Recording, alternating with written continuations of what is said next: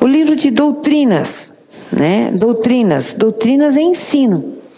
Repreensão, correção e instrução.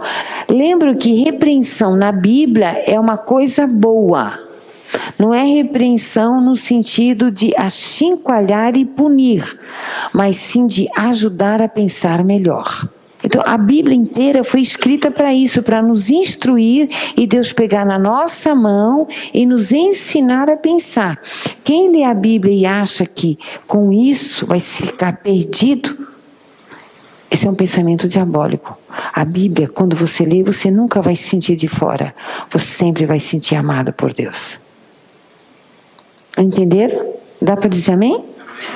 Porque para Deus, repreensão é pegar na mão e ajudar a pensar. É correção e instrução. É um livro de profecias. Lembra que a pastora disse semana passada? Falar pelo Espírito, por inspiração, o que está por vir. Não é desejo do coração. Eu profetizo sobre a Gisele Benço.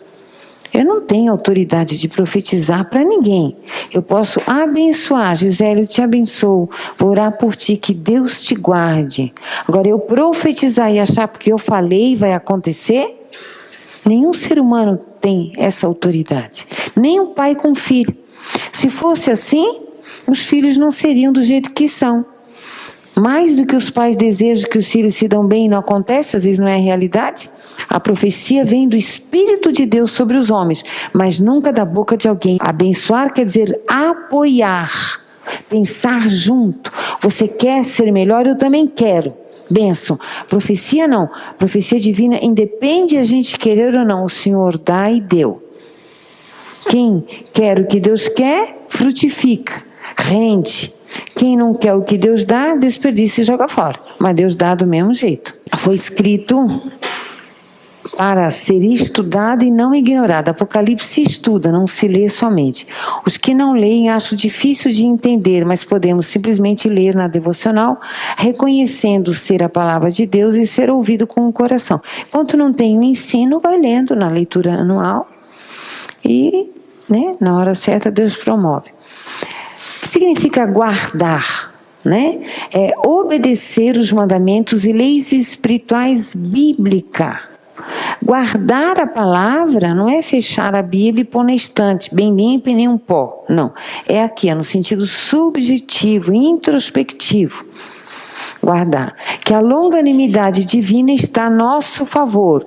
O que é longanimidade? É quando Deus vê o teu esforço de buscar Ele e querer fazer o que é certo e lutar com as tuas fraquezas, seja na mente, seja no coração, do mesmo jeito que você se esforça. É assim, irmãos, quer ver?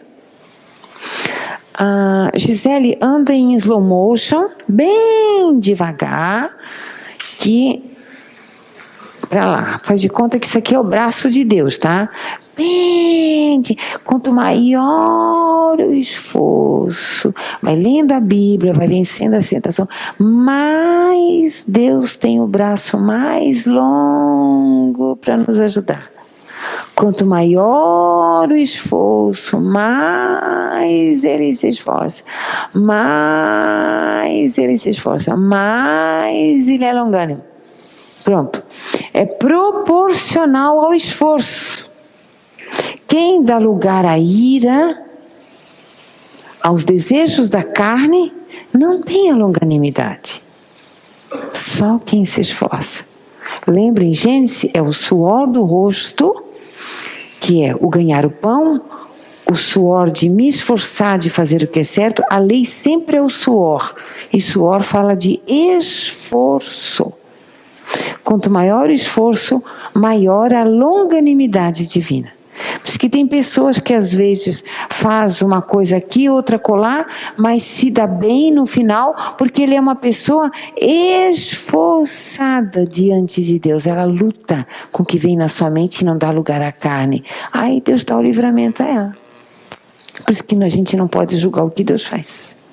Que Deus conhece cada um. Então a longanimidade está a nosso favor para termos o tempo que precisarmos para compreender o que? As nossas fraquezas e como vencer. Quanto maior o meu esforço de querer o que é bem, mais tempo Deus me proporciona para eu me consertar. Consertar do quê? Do mau uso que meus pais fizeram de mim. Do mau uso que a vida fez de mim, o mau uso que o marido fez de mim, o mau uso que a esposa me fez, as consequências de relacionamentos desastrosos, a consequência de experiências ruins. Quanto maior o meu esforço de não fazer a mesma maldade e me esforçar de ser correto, é o favor divino sobre mim. Então, profecia, o que acontecerá no futuro? Futuro pode ser dali 1 hora, como daqui quantos anos precisar. Ouvido com o coração, crido livremente e posto em prática. Quem ouve e crê no coração que Deus está falando contigo ao ler a Bíblia, ouvir a palavra, é a pessoa que crê livre de qualquer argumento mental e já coloca em prática. A pessoa que muito pensa, muito, demais, além da medida, começa a duvidar. Aí o coração fica duro, dura serviço. Graça de Deus, o que significa graça? Porque esses termos nós vamos escutar ao longo de Apocalipse. A obra salvídica imerecida de Deus no coração das pessoas. O homem não merece pela impureza que somos, mas Deus nos dá porque nos ama. No coração, a graça opera no coração.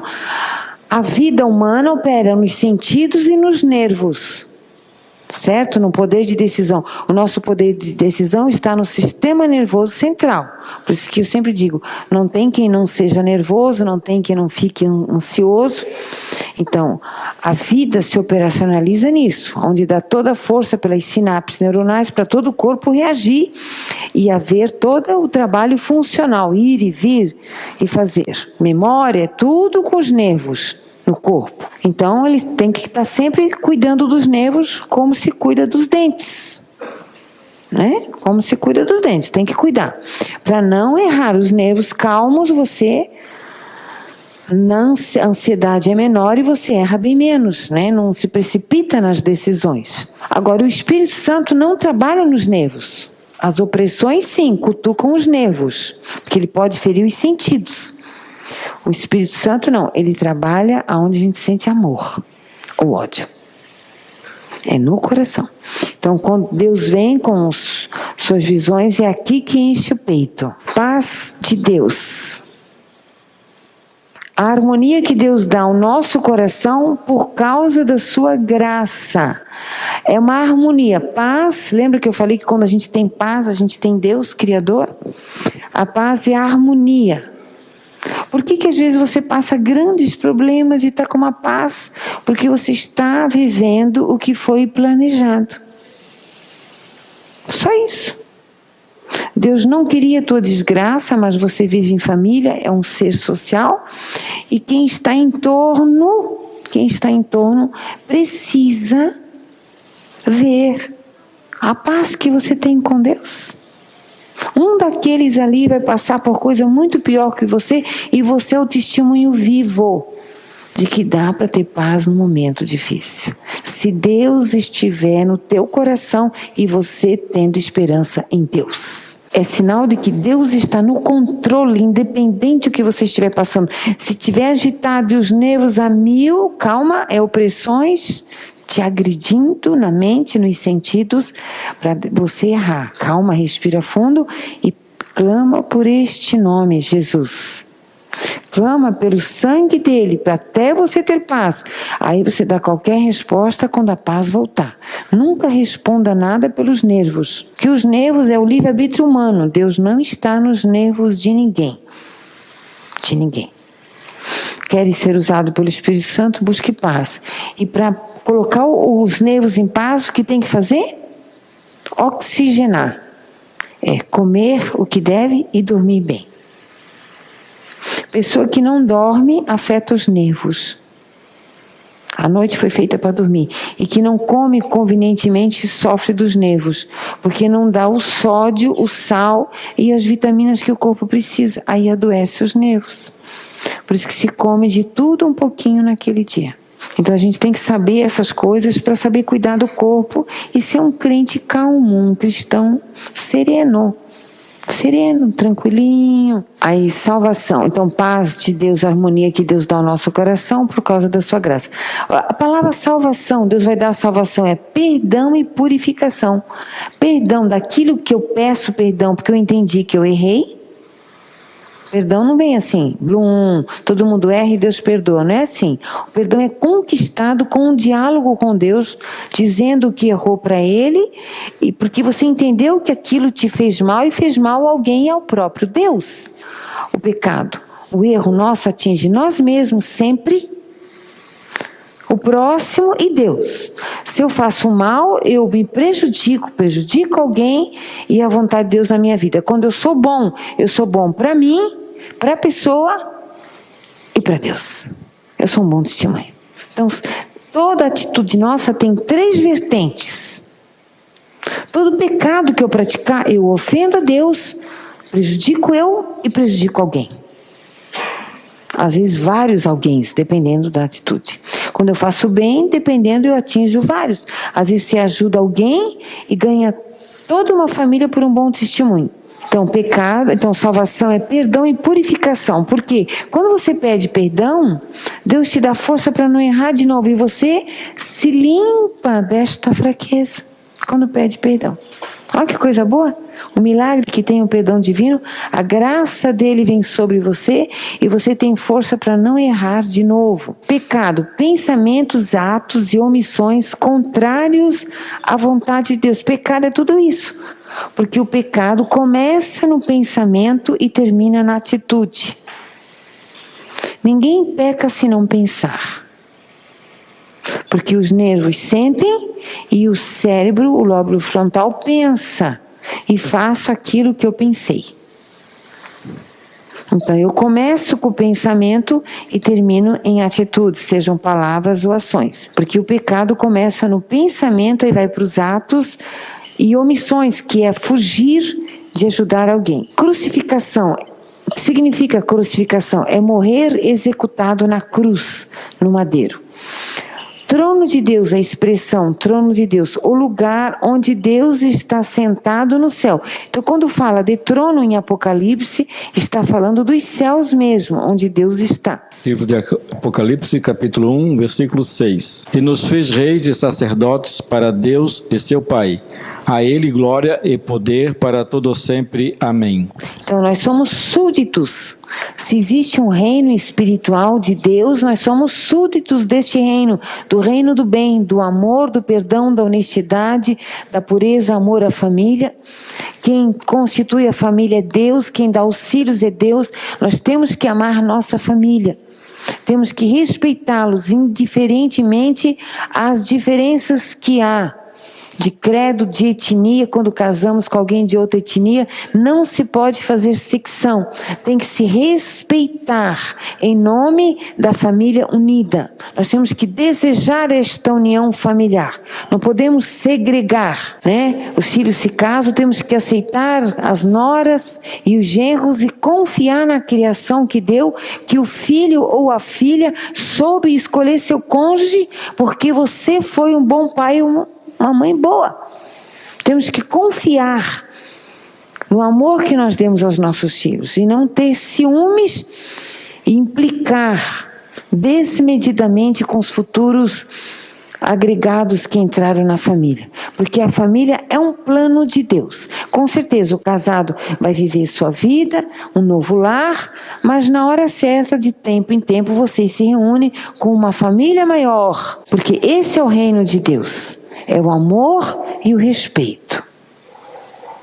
É esse reino que Jesus veio trazer. Jesus não veio com espada e não veio brigar. Ele veio curar os doentes e ajudar as pessoas a se amarem. Esse é o reino de Deus.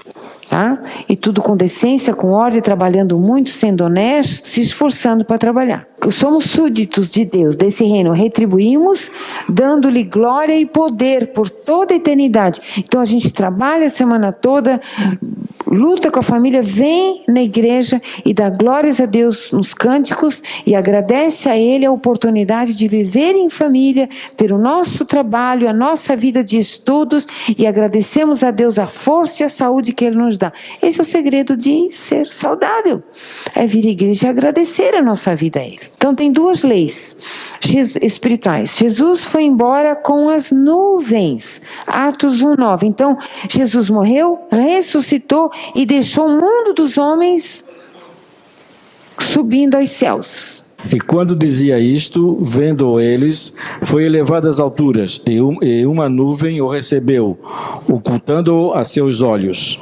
Isso foi testemunhado pelas pessoas que viram. Então, ele foi embora nas nuvens, ele parou no tempo. Ele vai reaparecer nas nuvens. Não se muda o curso da vida pelas catástrofes, se corrige de onde se parou. Porque é uma lei espiritual. Então, Jesus voltará nas nuvens. Mateus 24:30. Então aparecerá no céu o sinal do Filho do Homem, e todas as tribos da terra se lamentarão, e virão o Filho do Homem vindo sobre as nuvens do céu, com poder e grande glória. Então, na volta, é isso que nós vamos estudar no Apocalipse. Como será a volta de Jesus? Que o tema principal de Apocalipse é os dias que antecedem a volta e como será.